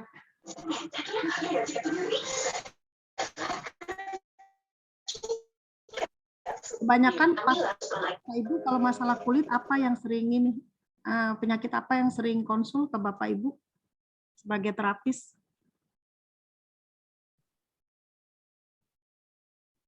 Biasanya kasusnya apa? Gatel-gatel. Oh, gatal-gatal mulu dari tadi nih. Gatal-gatal karena udah tanggal tua kali ya. Tiroid. Ya, sepertinya begitu, Bu. Tiroid, Bu. Gimana cara menangani tiroid, Bu? Oh, tiroid ya. Iya, silakan. Kayak itu tiroid ada tuh nanti sistemnya, Bu. Ya, di sistemnya ya kaitannya nanti sama ya sistem imun ada bisa ya. Nanti deh Kalau banyak panjang tuh tiroid mah. Iya. Bu dosen, Ya, silakan buat kalau bertanya. kalau masalah kulit yang berhubungan dengan autoimun, biasanya saya nemuin pasien tuh yang kulitnya tuh autoimun itu. Apa, Bu? Psoriasis. Ya? Ya. Autoimun. Psoriasis. Oh, psoriasis. Kenapa, Bu? Kalau untuk perawatannya itu seperti apa ya? Ibu biasanya udah ketemunya dengan yang kasus yang udah sampai bagaimana? Itunya psoriasisnya. Ada yang udah sampai kepala, udah ada yang muka, kebanyakan sih muka, punggung, tangan. Lebih banyak ke punggung deh. Ya biasanya biasanya pasiennya udah berobat ke dokter belum, Bu? Kalau aku kan ini kan buat tetangga nih. Udah aku suruh ke dokter, udah ke dokter kulit gitu. Cuman kata dokter ya disalepin ya tetap begitu aja gitu. Enggak sembuh. Kecil kasihan juga sih. Ada pengalaman yang udah pernah sembuh ngobatin psoriasis? Itu karena kalau pada pasien-pasien seperti itu kan karena memang ini ya, Bu ya, ketahanan tubuhnya itu kadang meningkat, kadang turun ya, Bu. Jadi memang kasus-kasus itu biasanya dia akan sembuh nanti timbul lagi gitu karena tergantung pada kekebalan tubuhnya ya, tergantung pada kondisi imunnya. Nah, biasanya sih memang kalau itu dari makanan sih, Bu, biasanya. Jadi kalau memang sudah ada psoriasis itu ya tadi ya dibilang sama dengan tadi yang jawaban saya ke Pak Asep. Jadi ya Pak Asep benar ya. Jadi kalau memang makanan-makanan tersebut yang banyak menyebabkan alergi ya itu dihindari. Karena kan imunnya dia lagi nggak bagus. Orang kalau imunnya nggak bagus aja bisa biduran kok, Bu. Itu apalagi dengan autoimun, apapun dia bisa. Itu sama dengan pasien HIV. HIV itu kan imunnya kan menurun. Karena apa, dia bala tentaranya tuh yang namanya sel T-nya itu kan udah habis. Jadi nggak ada bala tentara, ada tentara-tentaranya yang loyo-loyo gitu. Nah, jadi penyakit apapun bisa masuk ya, walaupun dia saya nggak punya penyakit TBC, nggak punya apa, tapi karena kondisinya menurun, dia ketemu orang TBC, kalau kita tuh kan karena tentaranya masih bagus, ya udah sana-sana pergi mau. Tapi kalau penyakit itu malah ayo sini masuk semua ya karena memang kondisinya menurun. Dia nggak punya kemampuan untuk mencegah penyakit gitu. Nah, untuk yang ini, yang untuk psoriasis dengan penyakit autoimun, ya itu tadi dia mungkin akan sembuh, kemudian nanti kembali lagi pada saat imunnya sedang menurun. Nah, biasanya faktornya tadi. Jadi pada saat dia sudah ada tanda-tanda itu, ya dia harus mengurangi makan makanan yang akan menurunkan kemampuan dia untuk tadi mencegah psoriasis tadi. Jadi jangan tambah lagi makan makanan yang bisa membuat gatal dan akhirnya timbul luka dan seterusnya. Jadi seperti itu sih prinsipnya kalau terhadap imunnya, karena nggak bisa kita obati dengan apapun ya. Jadi dengan tadi makan makanan, dengan mungkin kalau memang imun itu kan dia punya dokter ya mungkin dia ada obat-obatnya, tapi untuk makanan segala macam ya memang banyak dihindari makanan-makanan yang membuat kondisi tubuhnya semakin menurun. Seperti itu. Kayak contohnya aja Bapak Ibu lagi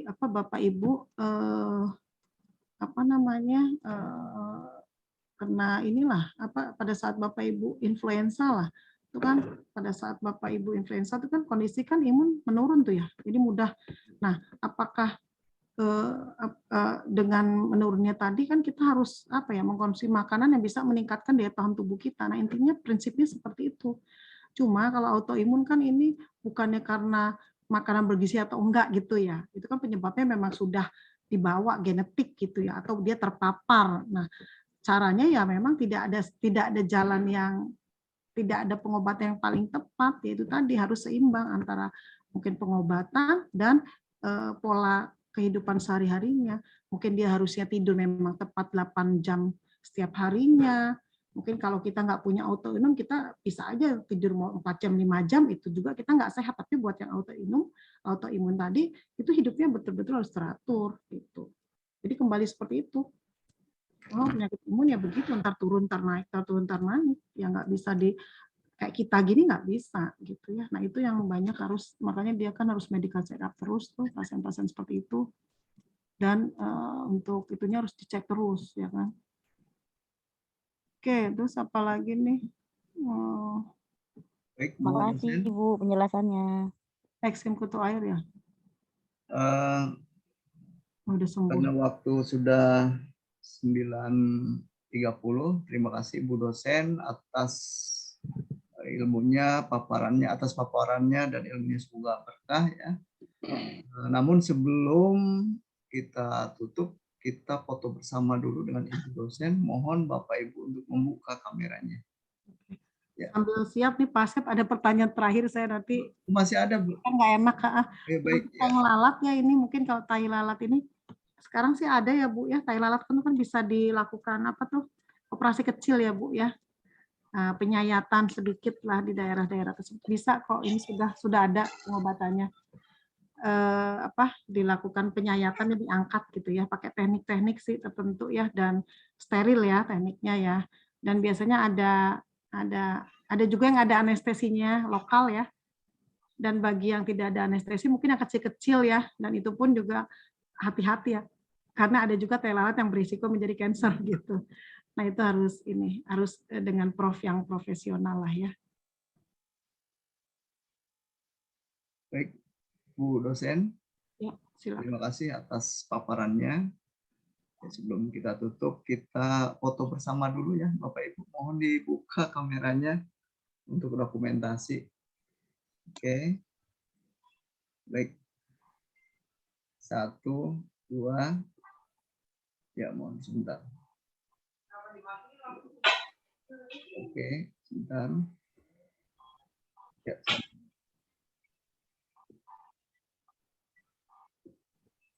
Ya, sebentar. Oke, slide 2.